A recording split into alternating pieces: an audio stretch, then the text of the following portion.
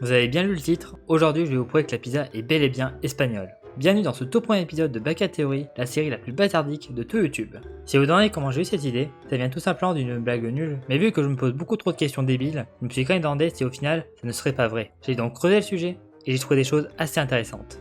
Déjà, pour pouvoir réussir à prouver la vraie origine de ce plat, commençons d'abord par savoir pourquoi la pizza est considérée comme italienne. Et puis après on verra ce qui définit vraiment les pizzas, comme ça il restera plus qu'à trouver un plat espagnol qui y ressemble.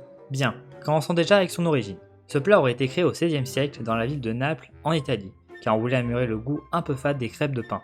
Elles étaient vendues dans les rues par des marchands ambulants qui devaient transporter leurs fours pour les garder chaudes. Elles furent ensuite vendues dans les boulangeries, ce qui donna naissance à la première pizzeria. Il y aura deux variétés de pizza qui vont se démarquer des autres, la marinara et la margherita. Plus tard, ce plat deviendra connu au monde après la Seconde Guerre mondiale, où les ouvriers italiens voulaient faire connaître leur plat national. Maintenant qu'on en sait un peu plus sur le côté historique, allons voir le côté littéraire avec sa définition. Pizza, nom féminin, tarte salée de pâte à pain garnie de tomates, anchois, olives, etc. Plat originaire de Naples. Bon, pour une raison assez évidente, on va ignorer le Naples pour cette vidéo. Sinon oui, une pizza est techniquement une tarte, il suffit juste de voir la définition pour s'en rendre compte. Tarte, nom féminin et adjectif, pâtisserie formée d'un fond de pâte entouré d'un rebord et garni de confiture, de fruits, de crème. Et avant de passer à la suite, il reste plus qu'une seule chose à savoir, de quoi est composée une pâte à pain. La pâte à pain est une préparation à base de farine, de sel, d'eau et de levure afin de fabriquer du pain. Ok, nous avons maintenant tous nos éléments, maintenant il reste plus qu'à trouver un plat salé, plus ancien que la première pizza italienne et avec une pâte à pain. Déjà, quand on commence à voir les plats connus en Espagne, tels que la paella, les tortillas de patatas ou encore les calzotada, c'est là qu'on commence à comprendre que ça ne va pas être facile. Il y a à la limite la pizza paella, mais ça me paraît quand même un peu bancal. Il faudrait trouver un plat qui contienne les ingrédients d'une pizza, mais qui aussi puisse avoir des variantes. Mais malheureusement, il n'y a pas grand chose en Espagne. Même pas quelque chose qui y ressemble. Non, j'ai dit qu'on ne prendrait pas en compte la pizza paella. Du coup, est-ce la fin de cet épisode? Return End?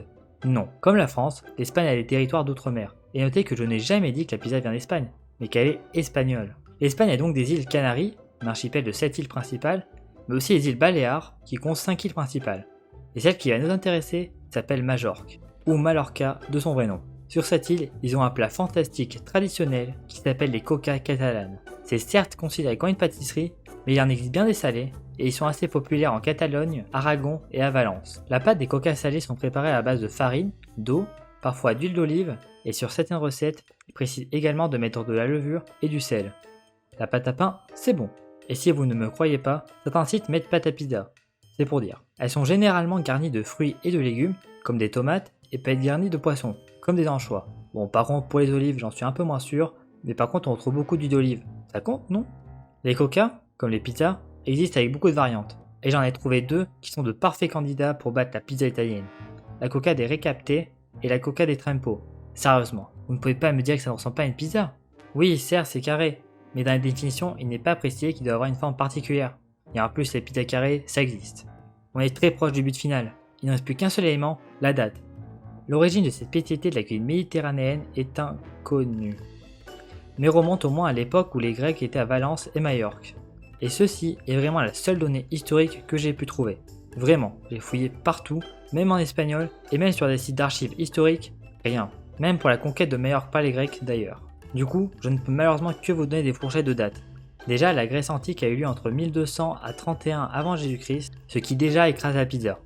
J'ai également demandé à quelqu'un qui s'y connaît infiniment mieux que moi en histoire, et elle m'a dit que cette conquête serait en 300 à 0 avant Jésus-Christ. Mais comme dit précédemment, l'origine est inconnue, et peut-être qu'elle est fausse. Mais en tout cas, ça reste une théorie. De Baka Theory. Return End.